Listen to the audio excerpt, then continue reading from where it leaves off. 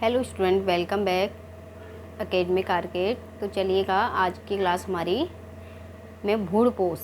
आज हम पढ़ेंगे भ्रूणपोष, क्योंकि आप लोगों को मैंने एक प्रैक्टिकल्स और भ्रूणपोष यहाँ पर प्रैक्टिकल्स करा दिया है। और आपके पहले हमें पूरा अच्छे से चैप्टर को देखना है और फिर हम एक एक करके इन क्वेश्चंस और इन पॉइंटों पे एक एक करके हम क्वेश्चंस को हल करेंगे। अगर आपने इस तरह से चैप्टर को पढ़ेंगे बायोलॉजी में, तो गाइस इतना याद रखना आप सभी स्टूडेंट से कि आप अगर भ्रूणपोष हैं, देखो भ्रूणपोष को यहाँ पढ़ रहे हैं, उसके बारे में फिर नोट्स बनाने हैं, फिर हम क्या भ्रूण के बारे में पढ़ेंगे। ठीक है, तो क्या है हमारा कि हमने क्या है, पहले हमें भ्रूणपोष, अगर आपने मान लीजिए आपने एक चैप्टर नहीं पढ़ा और सीधे आपने क्या कर लिया एक्सरसाइज के क्वेश्चंस, तो स्टूडेंट आप क्या है, आपको ये पता है कि बायोलॉजी में क्वेश्चंस कभी भी डायरेक्टली नहीं, यहाँ बीच बीच में से क्वेश्चंस 1 मार्क्स के पूछे जाते हैं। तो आपको ये चीज़ें आनी चाहिए। ठीक है, आपको करा दी जाएंगे, पर आपको इस तरह से अगर पढ़ेंगे तो आपको बहुत अच्छे से समझ आएगा चीज़ें। ठीक है, और आपको अभ्यास क्वेश्चंस करने की ज़रूरत नहीं है अगर आपने ये बीच में से पूरा चैप्टर यहाँ पढ़ा है तो। ठीक है, चलिएगा भ्रूणपोष। ठीक है, भ्रूणपोष, भ्रूण मतलब अंदर, पोष मतलब पोषण, भ्रूण को पोषण देने वाला। ठीक है, भ्रूणपोष का विकास भ्रूण के विकास के रूप में बढ़ता है। भ्रूणपोष का विकास भ्रूण का जैसे जैसे भ्रूण का विकास बढ़ता है उसके रूप में बढ़ता है, क्योंकि प्राथमिक भ्रूणकोष कोशिका को बार बार विभाजित होता है। एक त्रिगुणित मतलब 3 कोशिकाएं सेल्स, 3 हैप्लॉइड सेल्स को मिलाकर त्रिगुणित भ्रूणपोष क्या होता है, ऊतक की संरचना करते हैं। इन ऊतक की कोशिकाओं में संरक्षित खाद्य जो सामग्री होती है उसको पूरित करते हैं। ठीक है, विकासशील भ्रूणपोष के लिए उपयोग किए जाते हैं। जो विकासशील भ्रूणपोष हो रहा है, जो सामग्री है, जो भ्रूण होता है, विकास जिसका डेवलपमेंट होता है, जो भ्रूण का डेवलपमेंट होता है, वो भ्रूणपोष क्या होता है, भ्रूण को क्या करता है, विकास के लिए पोषण प्रदान करता है। ठीक है, भ्रूणपोष केंद्रक नामक भ्रूणपोष विकास जैसे न्यूक्लियर हो गया, उसका जो केंद्रक है न्यूक्लियर, ठीक है, और विभाजन से गुजरकर उसको मुक्त न्यूक्लियाई मतलब केंद्रीय के रूप में पैदा करते हैं। भ्रूणपोष के विकास में इस प्रकार अवस्था को फ्री न्यूक्लियस एंडोस्पर्म कहते हैं। ठीक है, फ्री न्यूक्लियस मतलब कि उसके अंदर कोई एंडोस्पर्म कहा जाता है। ठीक है, अतः मुक्त केंद्रीय भ्रूणपोष मतलब कि उसके अंदर केंद्र क्या होता है, मुक्त रहता है। ठीक है, इसके सापेक्ष कोशिकाओं की भित्ति रचना स्थान लेती है और भ्रूण कोशिकीय बन जाता है। कोशिकीकरण से पहले मुक्त न्यूक्लियाई की संख्या में व्यापक विभिन्नता होती है। और एक कच्चे नारियल का पानी, जिसे कि परिचित होंगे आप या नहीं, देखिए आप लोगों को कच्चा नारियल तो पता ही है, उसके अंदर जो केंद्रीय भ्रूणपोष हजारों न्यूक्लियाई बने होते हैं और इसके आपस में एक सफ़ेद गूदा होता है। ठीक है, कच्चा नारियल सफ़ेद गूदा और कोशिकीय भ्रूणपोष होता है। आपने देखा होगा बीज के परिपक्व होने पर भ्रूणपोष पूरी तरह से विकसित हो जाता है। और भ्रूण जैसे कि आपने देखा होगा मटर हो गया, मूंगफली का दाना क्या हो गया, जैसे जैसे उनका पोषण पूरा मिल जाता है और क्या होता है, बीज क्या हो जाता है, विकसित होने लगता है। ठीक है, विकसित होने लगता है, जिसके द्वारा से उसका उपभोग किया जाता है।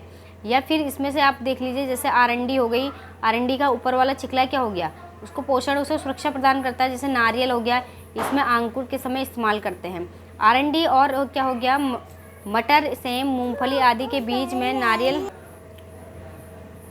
तो स्टूडेंट क्या है यहाँ पर देखिएगा, उन्होंने क्या कहा, सेम, मूंगफली आदि का जो बीज होता है नारियल के फल को खाते हैं, नारियल के फल को खाते हैं। नारियल के बाहर का चिकला खाते हैं क्या, नहीं खाते ना, नारियल के फल को खाते हैं।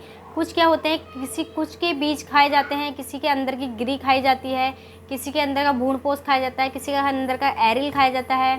ठीक है, ऐसे कई सारे फ्रूट्स हैं, कई सारी सब्जियां हैं। प्रत्येक भ्रूणपोष को देखें और पता करें कि भ्रूणपोष अनाज जैसे गेहूं है और चावल हैं, मक्का में विद्वान रहता है। देखो यहाँ पर इसमें आपको पता है गेहूं और चावल का जो छिक्कल है, गेहूं चावल है, ये क्या कह रहा है, भ्रूण में जैसे ये है, देखिए प्रांकुर, बीज पत्रधार, मूल अंकुर। ठीक है, इसमें क्या है, तो देखिएगा किसी का क्या खाया जाता है, किसी का भ्रूण खाया जाता है, तो किसी का भ्रूणपोष। यहाँ पर क्या कहना जा रहा है कि भ्रूण से किसी का बीज होता है तो बीज खाया जाता है ना, किसी का क्या होता है, जैसे कि आपने देखा उसका हमने क्या खाते हैं, मूंगफली का बीज खाते हैं ना, इस तरह से। तो आपको आगे आगे देखिएगा बहुत सारी ऐसी चीज़ें हैं जो कि आपको नई चीज़ें यहाँ पर पता चलेंगी। मूल गोफ, मूलांकुर, ठीक है। और यहाँ पर देखिएगा, ये जो है हमारा बी वाला जो डायग्राम्स है वो एक घास का भ्रूणपोष है। क्या है? एक घास की भ्रूणपोष की क्या है? अनुप्रस्थ काट है। ये घास का भ्रूणपोष है, ठीक है। तो आपको जैसे कि गेहूं का एक बीजपत्री का भ्रूणपोष और द्विबीजपत्रियों का भ्रूणपोष, ये आपको देखने को यहाँ मिलेगा। भ्रूणकोष और पुटी में बीजांड द्वार सिरे पर विकसित होते हैं, जहाँ पर युग्मनज मतलब जाइगोट स्थित होता है। अधिकतर जाइगोट में तब विभाजित होता है जब कुछ निश्चित सीमा तक भ्रूणपोष विकसित हो जाता है। ये क्या कह रहा है? जब भ्रूणपोष विकसित हो जाता है तब जाके जाइगोट क्या होता है? विभाजित होता है। ये एक प्रकार का अनुकूलन है ताकि विकासशील भ्रूण को सुनिश्चित पोषण प्राप्त हो सके। यद्यपि बीज में व्यापक भिन्नता होती है, जैसे कि भ्रूणपोष उद्भव होता है, भ्रूण क्या होता है? उद्भव होता है, विकसित होता है। उसकी जो प्रारंभिक अवस्था होती है, बीजपत्री हो गया, एक बीजपत्री हो गया। एक बीजपत्री का मतलब है जैसे चावल और गेहूँ। जैसे चावल और गेहूँ क्या करते हैं? एक बीजपत्री में जैसे हम उसे तोड़ते हैं, क्या वो दो में टूटता है? नहीं टूटता है। जैसे सेम का है, सेम का बीज है, उसको दो पार्ट्स में, मूंगफली का बीज है, दो पार्ट्स में, बराबर पार्ट्स में कटता है, तो वो द्विबीजपत्री हो गए, ठीक है। गेहूँ और क्या हो गया? जैसे चना है, चना द्विबीजपत्री में आता है। और सारी दालें जो आती हैं गाइस वो द्विबीजपत्री में आती हैं। और जो अनाज है, मान लीजिए इसको गेहूँ हो गया, चावल हो गया, ये जो है वो एक बीजपत्री में आते हैं, ठीक है। दोनों ही समान होते हैं। और युग्मनज जैसे कि प्रांग भ्रूण के रूप में वृद्धि करता है। इस प्रकार ये गोलाकार भी होते हैं भ्रूण, हृदयाकार भी होते हैं, हार्ड आकार के भी होते हैं। परिपक्व भ्रूण में वृद्धि करता है, ठीक है। एक प्रारूपी द्विबीजपत्री जो होते हैं, भ्रूण के एक भ्रूण या अक्ष पर दो बीजपत्र समाहित होते हैं। बीजपत्र के स्तर में ऊपरी भ्रूण अक्ष प्रोटीन मतलब एपिकाटिल्स और बीजोपत्रोपारिक होती है, जो कि प्रांकुर या स्तंभ में समाप्त हो जाती है। बीज पत्रधार में बीज के स्तर, जहाँ पर ये दिखाया हुआ है मूलांकुर, प्रांकुर, इस टाइप से, ठीक है। मूलांकुर मतलब मूल,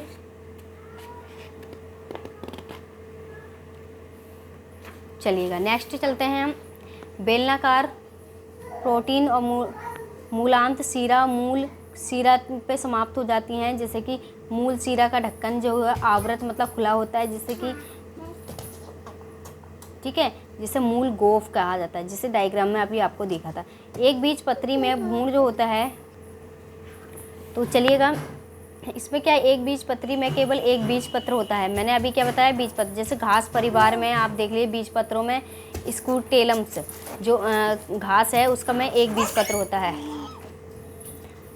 ठीक है। तो यहाँ पर क्या है, एक भ्रूण स्थिर रहता है, इसके निचले सिरे पर भ्रूण अक्ष होता है, एक गोलाकार मूल होती है, आवरण होता है। और आवरण मतलब कि एक बाहर का आवरण होता है, आवृत रहता है उससे। और मूल अंकुर चोल होता है, मूल अंकुर चोल होती है जहाँ पर मूल अंकुर की जाती है। स्टिकुलेट में जुड़ाव स्तर पर ऊपरी होता है। भ्रूण अक्ष पर बीज पत्र होते हैं और बीज पत्र के शीर्ष पर एक कलिका होती है। तो यहाँ पर ये पूरे उसका क्या कर, जैसे देखो मैंने आपको बताया जल में कुछ बीज हैं, जैसे गेहूँ, मक्का, मटर, चना, मूंगफली। रात में अगर पानी के लिए कर दो, इनको जब खोलते हैं तो दो भागों में टूटते हैं।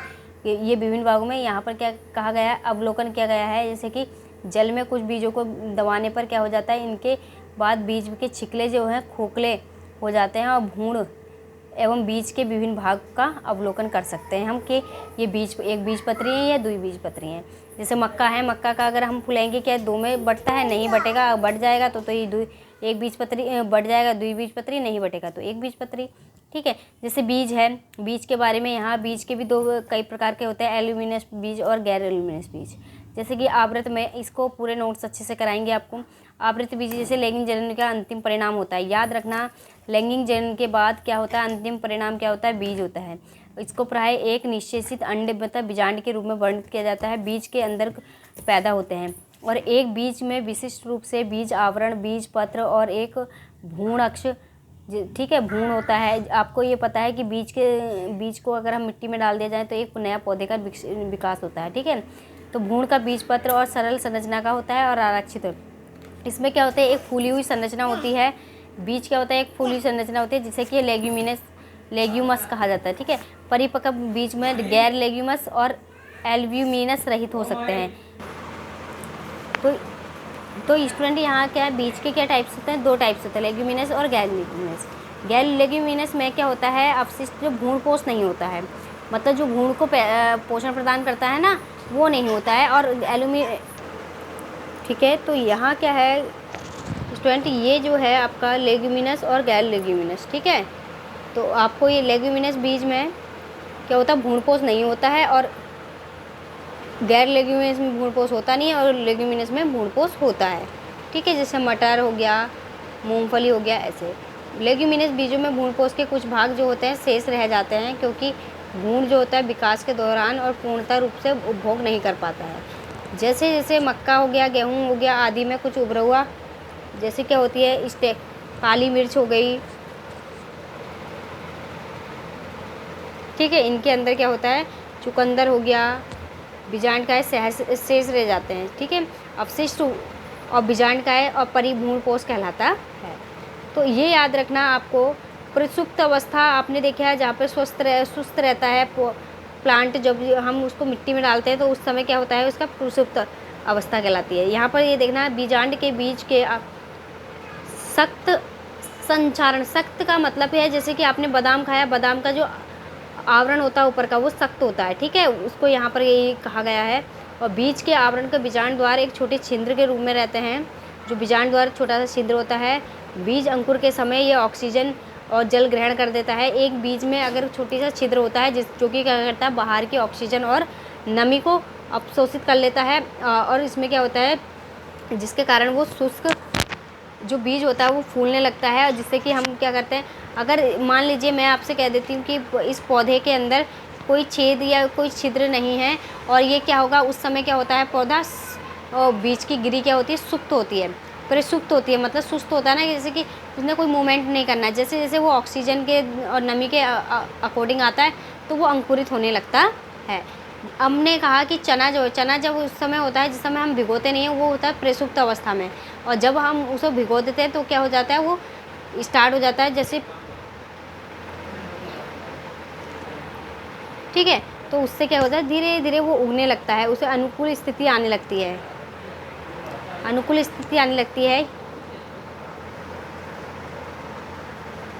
तो प्रसुप्त अवस्था से वो क्या करने लग जाता है, थोड़ी सी जो सुस्त अवस्था है, सुस्त अवस्था से वो क्या आने लग जाता है उसमें कि बीज अंकुर होने लग जाता है। बीज अंकुर होकर जिससे कि पौधे का निर्माण होता है। ठीक है, जैसे जैसे बीजांड क्या होता है, ये याद रखना, जैसे जैसे बीजांड बीज बनते हैं, अंडाशय से फल के रूप में होता है, विकसित होने लगता है। बीजांड का बीज के रूप में अंडाशय और फल के रूप में रूपांतरण होता चलता है। और अंडे से जो अंडाशय की दीवार होती है, फिर जो फल की दीवार होती है, वो छिकले के रूप में विकसित होने लगती है, जिसे कि क्या कहते हैं, फलवृत्ति कहते हैं। तो यहाँ कुछ ये देखिएगा, द्विबीजपत्री का, और ये है। ठीक है, तो इस क्लास को हम यहीं पर एंड करते हैं और मिलते हैं नेक्स्ट क्लास में।